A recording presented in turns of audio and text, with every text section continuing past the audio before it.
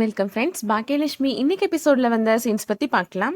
Gopi இனியாவுக்கு teach பண்ணிட்டு இருக்கிறாரு. நீ எப்போதுமே நல்லா படிக்கிற பொண்ணு இனியா, திடீர்னு மார்க் குறைஞ்ச உடனே டேடி திட்ட தான் செய்வேன் அப்படின்னு சொல்றாரு. இது உன் மேல இருக்கிற பாசத்தினால தான், அதுக்காக நீ அங்கெல்லாம் போயிருவேன், என்னை விட்டுட்டு போயிருவேன்லாம் சொல்லக்கூடாது இனியா அப்படின்னு சொல்றாரு. இப்போ கோபி அப்பா வீட்டுக்குள்ள வராரு. இனியாட்ட சொல்றாரு, 2 தெரு தள்ளி பார்க் பக்கத்துல ஒரு டியூஷன் சென்டர் இருக்குமா, அங்க போய் படிக்கிறியா அப்படின்னு கேட்கிறாரு.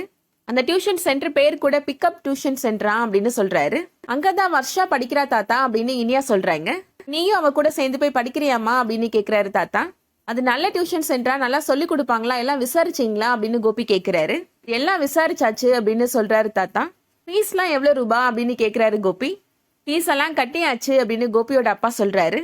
3 மாசத்துக்கு சேர்த்து 12,000 ரூபாய் கட்டியாச்சு அப்படின்னு சொல்றாரு. கோபி இப்போ ரூம்குள்ள போய் பணம் எடுத்துட்டு வராரு. உங்களுக்கு எதுக்கு கஷ்டம், இவளோட படிப்பை நானே பாத்துக்கிறேன், இந்தாங்க காசு பிடிங்க அப்படின்னு சொல்லி அவர் கையில கொடுக்குறாரு கோபி.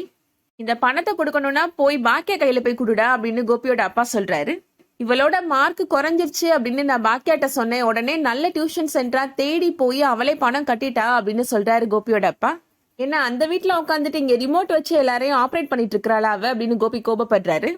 இவ மார்க் குறைஞ்ச உடனே நீ தான் நியாயமா பார்த்தா டியூஷன் சென்டர் விசாரிச்சு சேர்த்து விட்டுருக்கணும், அந்த வேலையை பாக்கியா பண்ணிருக்கிறா அப்படின்னு பாக்கியாவோட மாமனார் சொல்றாரு. இந்த பணத்தை போய் அவ கையில கொடுத்துருங்க அப்படின்னு கோபி சொல்றாரு.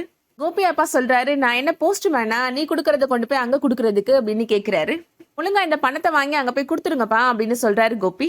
நீ தாண்டா எல்லாத்துக்கும் கணக்கு பாப்ப, பணமா பாப்பா, ஆனா பாக்கியா அப்படி இல்லடா, இந்த பணத்தை அவ திருப்பி கேட்கவே இல்ல, அவ பொண்ணுக்கு அவ கட்டி இருக்கிறா அப்படின்னு சொல்றாரு கோபியோட அப்பா.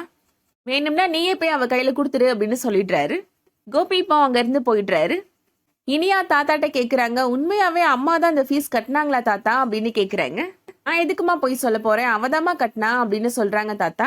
அம்மா ரொம்ப பாவம் இல்ல தாத்தா அப்படின்னு சொல்றாங்க இனியா. அம்மாவுக்காகவாவது நான் நல்லா படிப்பேன் தாத்தா அப்படின்னு சொல்றாங்க. நீ உனக்காக படி இனியா அப்படின்னு தாத்தா சொல்றாரு. எல்லார விடையும் உன் மேல ரொம்ப அதிகமா நம்பிக்கை வச்சிருக்கிறா உன்னோட அம்மா, அந்த நம்பிக்கையை நீ தான் காப்பாத்தணும் அப்படின்னு தாத்தா சொல்றாரு. அடுத்ததா பாக்கியா வீட்டுல நடக்கிறது காமிக்கிறாங்க. பாக்கியா வீட்டு கணக்கெல்லாம் பார்த்துட்டு இருக்கிறாங்க. அப்போ ஜெனி அங்க வராங்க. என்ன ஆன்ட்டி, செலவு இந்த மாசம் ரொம்ப அதிகமா இருக்கு போலயே அப்படின்னு கேக்குறாங்க. லோன் அமௌண்ட் வேற கட்ட வேண்டியது இருக்குல்ல ஆன்ட்டி அப்படின்னு சொல்றாங்க. பாக்கியா மாமியார் இப்போ அங்க வராங்க. தேவையில்லாம பாதி கஷ்டம் நீ தான் இழுத்து போட்டுக்கிட்ட அப்படின்னு சொல்றாங்க. இந்த கேன்டீன் பிசினஸ்லாம் வேணான்னு சொன்னேன், கேட்டியா நீ அப்படின்னு சொல்றாங்க. ஓபிக்கு வேற பணம் கொடுக்குறேன்னு வேற சொல்லியிருக்கிற, தேவையா உனக்கு இதெல்லாம் அப்படின்னு கேக்குறாங்க. இதெல்லாம் கஷ்டம் இல்லாத, சமாளிச்சுக்கலாம் அப்படின்னு பாக்கியா சொல்றாங்க. அவன் இருக்கிற வரைக்கும் இந்த மாதிரி பண கஷ்டம் எல்லாம் வந்ததே கிடையாது, எல்லாமே கோபியை பார்த்துப்பான், அவனை தேவையில்லாம வீட்டை விட்டு வெளியில அனுப்பிட்டே இல்லை நீ அப்படின்னு சொல்றாங்க. இனிமேல் தான் அவனோட அருமை உனக்கு புரியும் அப்படின்னு சொல்லிட்டு போறாங்க. என்ன சொல்றாங்க, என்ன ஆன்ட்டி பாட்டி கொஞ்சம் கூட மனசாட்சி இல்லாம பேசுறாங்க அப்படின்னு சொல்றாங்க. எழில் பாட்டியை பார்த்து பேசுறதுக்காக போறாரு. வெளியில உட்காந்துருப்பீங்கன்னு பார்த்தேன், பார்த்தா நீங்க வரவே இல்லை பாட்டி அப்படின்னு சொல்றாங்க. நீ ஏன்டா தேவையில்லாம வர்ஷினி அப்பா கூட எல்லாம் சண்டை போட்ட அப்படின்னு கேக்குறாங்க பாட்டி. அவரை பகைச்சிட்டா இதுக்கப்புறம் உன்னால சினிமாவே பண்ண முடியாதுன்னு சொல்றாங்களேடா அப்படின்னு சொல்றாங்க. அவர்கிட்ட போய் மன்னிப்பு கேட்டு அவர் என்ன பண்ணணும்னு சொல்றாரோ அதுக்கு சரின்னு சொல்லுடா அப்படின்னு சொல்றாங்க. எழில் சொல்றாரு, அவர் சொல்றதுக்கெல்லாம் என்னால சரின்னு சொல்ல முடியாது பாட்டி அப்படின்னு சொல்றாரு. இந்த விஷயங்கள் உங்களுக்கு சொன்னா புரியாது பாட்டி அப்படின்னு சொல்லிடுறாரு எழில். அடுத்ததா இப்போ ராதிகா வீட்டுல நடக்கிறத காமிக்கிறாங்க. ஓபி வீட்டுக்கு தேவையான ப்ரொவின்சஸ் திங்ஸ் எல்லாம் வாங்கிட்டு வராரு. முடியாம தூக்கி நடந்து வந்துட்டு இருக்கிறாரு.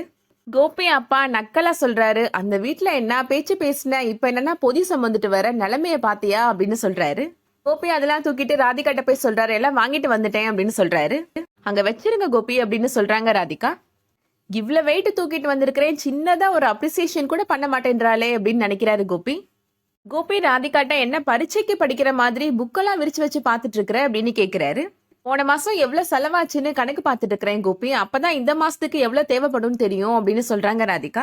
வீட்டு செலவுக்கு எப்படி நீங்க பணம் கேஷா கொடுத்துடுறீங்களா இல்ல அக்கௌண்ட்ல டிரான்ஸ்பர் பண்றீங்களா அப்படின்னு ராதிகா கேக்குறாங்க. ராதிகா சொல்றாங்க, இபி பில் ஸ்கூல் ஃபீஸ்லாம் நான் பாத்துக்கிறேன் கோபி அப்படின்னு சொல்றாங்க. நீ எந்த செலவும் பண்ணக்கூடாது, வீட்டு செலவு எல்லாமே நான் தான் பாத்துப்பேன் அப்படின்னு கோபி சொல்றாரு. வீட்டு ரெண்ட் நீங்க கொடுத்துருவீங்கல்ல அப்படின்னு கேக்குறாங்க ராதிகா. எல்லாமே நான் பாத்துக்கிறேன் அப்படின்னு கோபி சொல்றாரு. வீட்டு செலவுக்கு எவ்வளவு ரூபாய் வேணும் மட்டும் கேளு அப்படின்னு கோபி சொல்றாரு. 50,000 கொடுத்துருங்க கோபி அப்படின்னு சொல்றாங்க ராதிகா. கேட்ட உடனே ரொம்ப ஷாக் ஆயிடுறாரு கோபி. இந்த பணத்தை உன் அக்கௌண்ட்டுக்கு டிரான்ஸ்பர் பண்ணட்டுமா இல்ல என்னோட பேங்க் டெபிட் கார்டை வாங்கிக்கிறியா அப்படின்னு கேக்குறாரு கோபி. கார்டை கொடுத்துருங்க அப்படின்னு சொல்லிட்டு வாங்கிட்டு போயிடுறாங்க ராதிகா. கோபி இப்போ வெளியில வராரு. ஹால்ல அவங்க அப்பா உட்காந்துட்டு இருக்கிறாரு. உங்க அப்பாட்ட என்ன ஒரு மாதிரி பாக்குறீங்க அப்படின்னு கேக்குறாரு. அந்த வீட்ல இருக்கிறப்ப நீ வெறும் 10,000 ரூபாய் தான் இந்த செலவுக்கு கொடுப்ப, அதுல 3 வேளையும் வகை வகையான சாப்பாடு வேற, அதுல 1008 கேள்வி வேற கேட்ப அப்படின்னு சொல்றாரு. சத்தம் போடாதீங்கப்பா, ராதிகா காதுல விழுந்துட்டு போகுது அப்படின்னு கோபி சொல்றாரு. என்ன பயமா இருக்கா? இனிமேதான் பயங்கரமா இருக்கும் அப்படின்னு கோபி அப்பா சொல்றாரு. ஆண்டவன் இருக்காண்டா, உன்னை பழி வாங்காம விட மாட்டான், இனிமேதான் எனக்கு சந்தோஷம் அப்படின்னு சொல்லிட்டு போறாரு கோபி அப்பா. அதோட இன்னைக்கான எபிசோட் முடியுது. இந்த வீடியோ உங்களுக்கு பிடிச்சிருந்துச்சுன்னா லைக் பண்ணிக்கோங்க. சீரியல் அப்டேட்ஸ்க்கு நம்ம சேனலை சப்ஸ்கிரைப் பண்ணிக்கோங்க. தேங்க்ஸ் ஃபார் வாட்சிங்.